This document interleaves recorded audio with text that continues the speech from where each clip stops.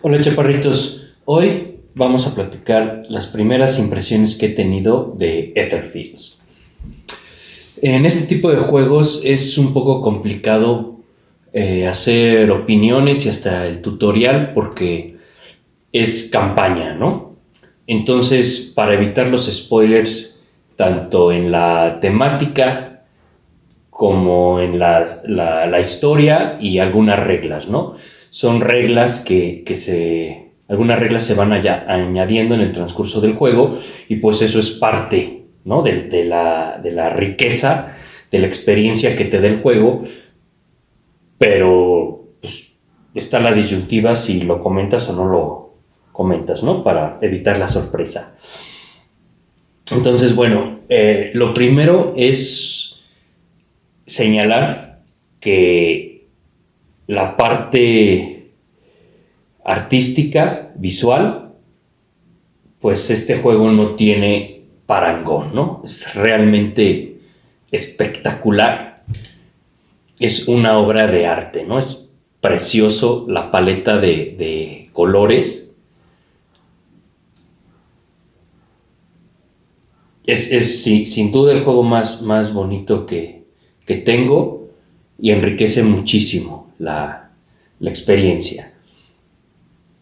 Ahora, en cuanto a las mecánicas, las reglas, tiene el juego el componente de deck building. Hay varios mazos, no solamente el de los jugadores, sino en mercados y ofertas también, y algunas historias.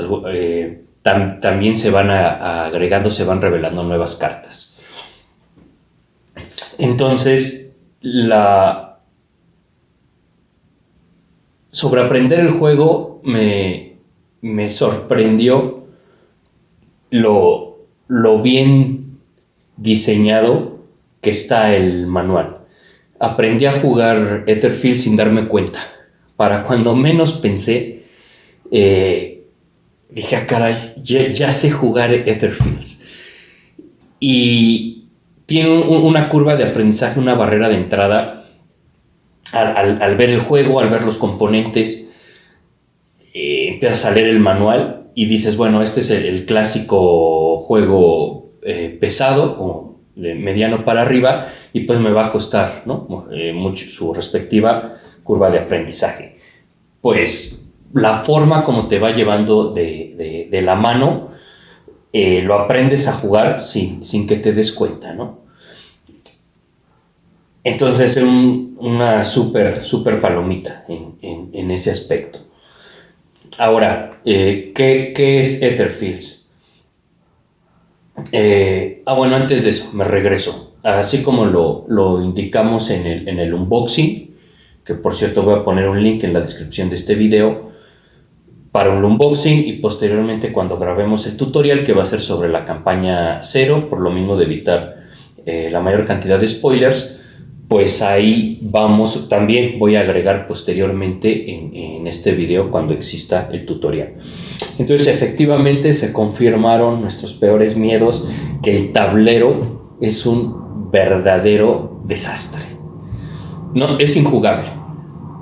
La forma en cómo están armadas, tanto la posición o sea, las áreas de juego, las distintas secciones donde hay que ir colocando los componentes, tanto la dirección de los mismos lo hace injugable, porque el tablero de juego propiamente dicho, donde se desarrollan las historias, los sueños, está en una posición del tablero y en un ángulo que es injugable, porque está el rectángulo y uno pensaría, oye, bueno, por lo menos lo que yo pensé fue, oye, pues qué exagerados, ¿no? O sea, en cualquier región donde la pongan, en cualquier cuadrante o esquina, pues simplemente tú giras el tablero, tú lo pones en una parte de la mesa a donde tú puedas, lo tengas a la mano, ¿no?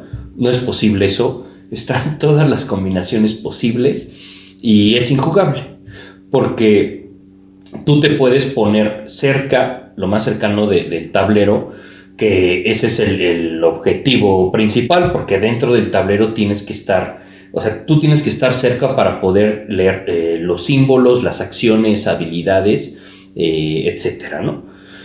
Pero el ángulo, para tú estar cerca del tablero, no hay manera que el tablero quede dirigido hacia ti. Entonces, la retícula del tablero a su vez es rectangular, no es cuadrangular. Esto quiere decir que, como primera alternativa, pues a uno se le va a ocurrir girar las cartas para que te quede tanto cerca de ti. Tú te pones en la esquina correspondiente del tablero y giras las cartas hacia ti. Pero si la región fuera cuadrangular, esto haría sentido. Como es rectangular y tú vas agregando losetas en el tablero, pues no existe esta simetría, ¿no? Igual, esto no les suena hasta que no lo vivan en carne propia, van a saber de lo que les estoy hablando, ¿no? Entonces hay dos soluciones a este problema. La primera, que tiene costo cero, es tirar el tablero y ya sobre la mesa tú acomodar, o sea, es posible, no necesitas el tablero, no es esencial en ese aspecto. Entonces, primera alternativa, costo cero, se deshacen del tablero y ya colocan por secciones directamente sobre la mesa todos los componentes.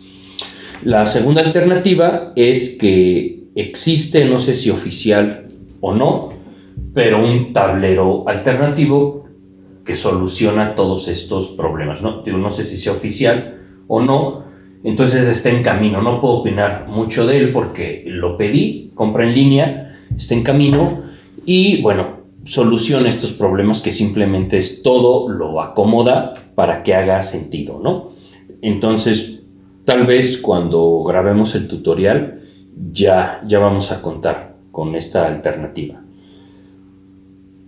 Bien, entonces, ¿de qué trata Etherfields? Sin entrar en spoilers, más bien mecánicamente, ¿qué es? Hay dos planos de juego y dos tableros correspondientes. Uno es el mundo de los sueños, Dream World Map, el mapa del mundo de los sueños. Y el segundo se llama Dreamscape, ¿no? El panorama de los sueños. Entonces no es que despiertes y sueñes, no es que es un plano de despierto y sueñes. O sea, son como dos niveles de sueño y cuando despiertas es como la fase de refresh y que se resetean las condiciones a las que tú vas. Entonces, el punto es que en la fase de Dream World tienes un mapa y es una ciudad y hay distintos lugares y se juegan bajo cierta cantidad de reglas. Ahora, tú estás como en este mundo del Dream World y tú te vas como recargando, reforzando, y cuando tú te sientes preparado, entras a un sueño. Entonces, lo que es un sueño son misiones que cambian las reglas, cambian las mecánicas, y entonces vas entrando y saliendo de sueños. Pero digo, no es que estés despertando, porque en el primer plano, en el Dream World Map, antes de que sueñes, pues también estás soñando.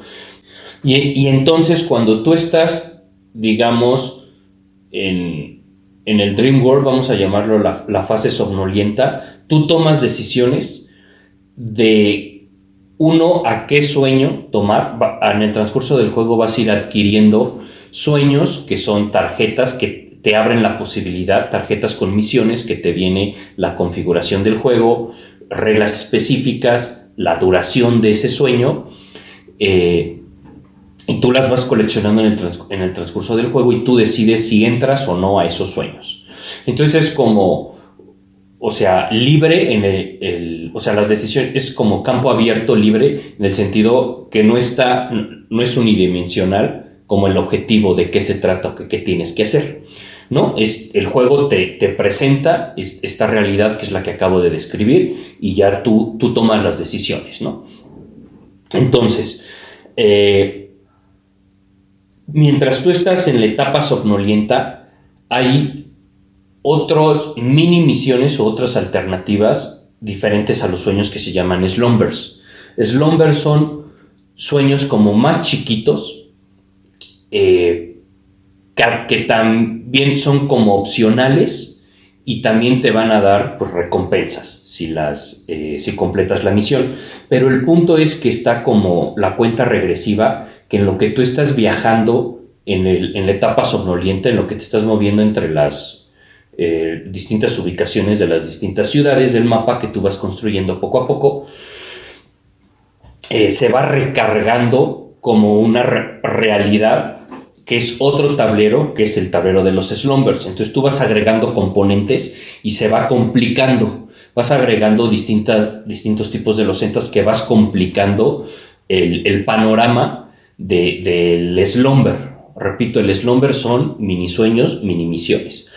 Entonces, cuando tú entras a un sueño, se resetea todo lo que tú habías ido acumulando del panorama o del tablero de los slumbers. Lo que les quiero decir es que entre más turnos tú estés avanzando en la etapa somnolienta, que es en lo que decides qué haces, en lo que compras nuevas cartas, nuevos recursos, etcétera, se vuelve, y eventualmente tú te vas a ir moviendo y eventualmente tú te vas a tropezar con la disyuntiva de entrar a ese slumber, que entre más tiempo te tardes, más complejo y difícil va a ser salir de él.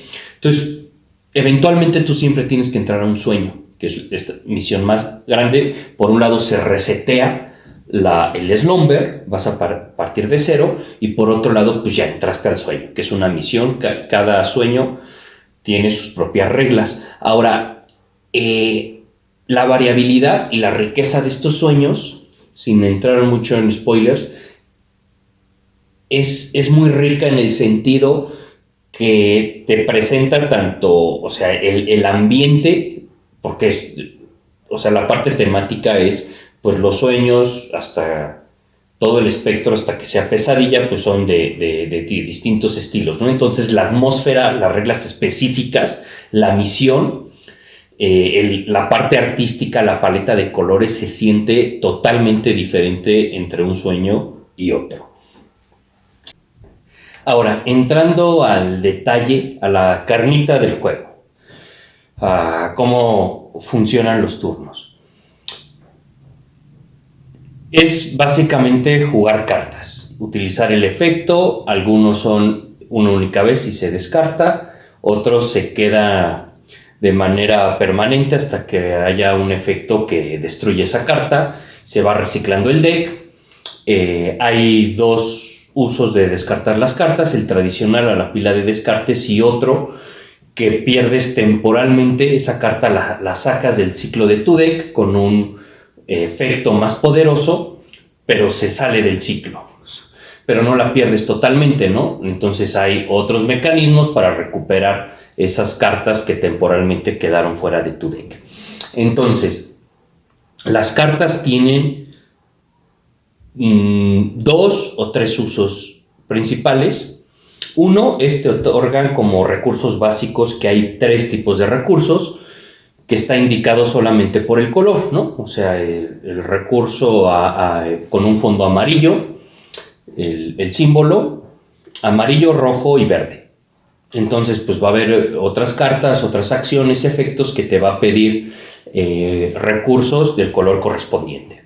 Entonces, puede ser que una misma carta te dé los 3 recursos, algunas solamente te dan 2, pero tú tienes que elegir, por un lado, solamente un recurso, aunque esa carta potencialmente te dé más. Pero una decisión que tú tienes que tomar es solamente, pues, cuál va a ser el uso básico de esa carta. Posteriormente, la carta tiene, si no quieres utilizarlo solamente para recursos, pues te da acciones adicionales. Algunas pueden ser gratis, otras a su vez te pueden pedir consumir estos recursos que estoy diciendo. Ahora, existe también unas acciones básicas, que es como moverse, que independientemente de la carta que tú tengas y el deck que tú tengas, porque hay asimetrías en los personajes, pues son cosas que tú puedes hacer de manera genérica. Sobre la variabilidad de los jugadores hay en el juego base 4 personajes o soñadores que tiene su propio deck inicial de 22 cartas, el cual es asimétrico. También en el reverso de estos decks, cada deck tiene una habilidad específica por cada personaje. Entonces, por lo menos para mí esto me parece muy interesante. No me había topado con eso antes, que te agrega, flexibilidad para tú poder hacer cosas que siempre tú vas a tener disponible en cada turno. Jugar la carta de hasta arriba de tu deck, está el deck boca abajo, pero pues tú siempre estás viendo esa acción que está disponible, que la descartas y utilizas la habilidad específica de tu soñador. Ahora, estos 4 soñadores son flexibles. Cuando se resetea en ciertas etapas del juego, tú puedes cambiar entre un soñador y otro. No está fijo la selección que tú hagas al inicio. Luego hay máscaras, que es un componente que está muy, muy bonito, pues son las máscaras, ¿no? Las máscaras lo que quiere decir es que te da también un efecto, una habilidad única, que mientras tú tengas la máscara puesta, pues la puedes utilizar, ¿no? Ahora tú tienes tu paleta de máscaras que en el transcurso del juego las vas adquiriendo, distintas máscaras, pero cada que entres a un sueño o misión, pues tienes que decidir qué máscara ponerte para personalizar la configuración de cómo vas a enfrentar ese sueño, ¿no? Entonces, este uso de las cartas me recuerda a juegos como Mage Knight, que son parecidos en este aspecto, ¿no? Hay distintos recursos y tú tienes que seleccionar cuál quieres utilizar, pero la profundidad de las reglas y esta táctica es que termina siendo como una ilusión los distintos recursos que hay, en el sentido que tú vas destapando, o sea, es como tu motor. También está la parte tácita del juego de constructor de motor, no de manera directa, no de manera explícita, pero en el sentido que tú transformas unos recursos a otros. Es decir, esta barrera de interselección de recursos que estoy diciendo es una ilusión. Es que, oye, yo tengo muchas cartas en la mano que me tocó para este turno, pues no tengo suficientes recursos del rojo, ¿no? Tengo amarillos y verdes. Pero pues es parte del deck building que tú hagas y de las distintas acciones genéricas que tienes a tu disposición o que tú tienes que ir configurando para que sea un constructor de motor, que tú empieces a transformar recursos de un tipo a otro.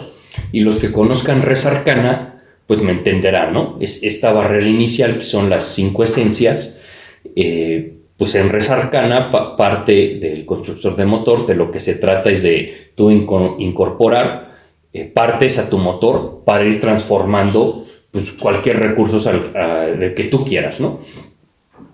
De uno a otro. Ahora, hay más recursos. Hay unos cristales azules que tú también adquieres de distintas maneras, y esos recursos, esos cristales azules, a su vez los utilizas para como terminar de completar el peso, ¿no? Oye, me faltan 7 centavos para el peso, pues los completo con los cristales azules. Está otro recurso que son unas fichas blancas, que ocurre exactamente lo mismo. Entonces, lo que te plantea el juego es que tú de inicio tienes estos distintos recursos, pero para que no te veas atrapado en un cierto turno, para que sea flexible, oye, pues yo no tengo recursos para moverme, ¿no? Que es el amarillo, el básico. Pues tengo todo lo demás, pero entonces para tú resolver de manera exitosa, porque todos los juegos tienen duración, hay un deck de turnos en donde en la configuración inicial de cada sueño o slumber te va a indicar. Entonces vas a cuántos turnos, la duración de ese juego. Entonces tú vas a barajar el deck de turnos, que son un máximo de 12, y con eso vas a enfrentar ese sueño. Ahora, cada turno es distinto. Cada una de estas cartas es distinta porque está la parte, el juego es cooperativo solitario, ¿no? Entonces está la parte de la inteligencia artificial en el automa, que es cómo se mueven las entidades a las cuales tú te vas a estar enfrentando, ¿no?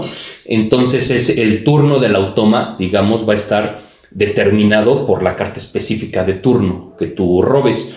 Y esto es para los que conozcan Sight, pues va a ser tal cual, exactamente eso, ¿no? Viene una serie de instrucciones que te va, como el automa, que te va a decir hacia dónde, cómo se mueve las entidades, si ataca, si aparecen nuevas entidades sobre el tablero, etcétera, etcétera.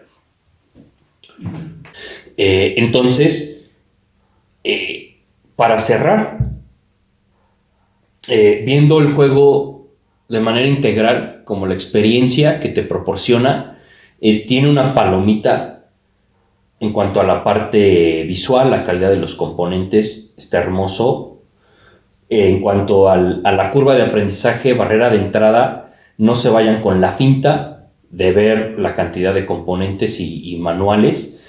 Te lleva de la mano de una forma, el tutorial / manual te lleva de la mano que ni te das cuenta que yo lo estás aprendiendo a jugar. Y realmente, la experiencia no es tiene poco análisis parálisis en cuanto a que las reglas son relativamente simples, son pocas, y la profundidad de la táctica es, muy, muy bonita, ¿no? Para mantenerte entretenido.